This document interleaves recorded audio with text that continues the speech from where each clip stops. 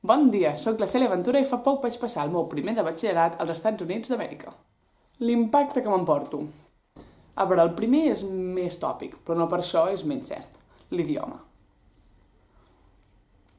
Escoltar anglès, parlar anglès, llegir anglès, escriure en anglès, viure en anglès i, finalment, somiar en anglès. Perquè saps que és en aquell moment, quan l'idioma entra dins els teus somnis, que finalment ho has aconseguit. El segon punt, el segon adjectiu que m'ha portat l'experiència va ser flexibilitat. Marxar de casa, aprendre noves cultures, provar nous menjars...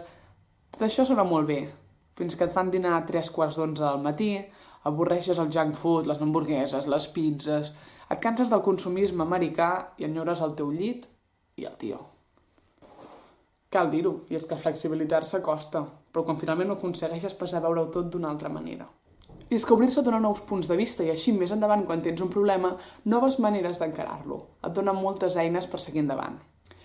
I el millor d'això no és tant la resiliència, aquesta qualitat de seguir endavant i de fer coses que potser abans no hauries fet, sinó és totes les experiències que guanyes en el camí. I aquest segon punt va de bracet amb l'últim. Provar noves coses.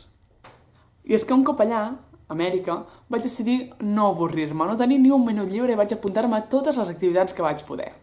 Vaig fer esgrima i atletisme, vaig participar al club de debat i al de lectura. A més, vaig escriure pel diari de l'escola i vaig fer la prova per entrar al musical del high school i em van agafar. Vaja, vaig ser tota una tastaolletes. Quan vaig tornar a Barcelona vaig decidir que el que no volia perdre eren aquestes ganes, aquesta energia de no parar, de sempre estar fent coses.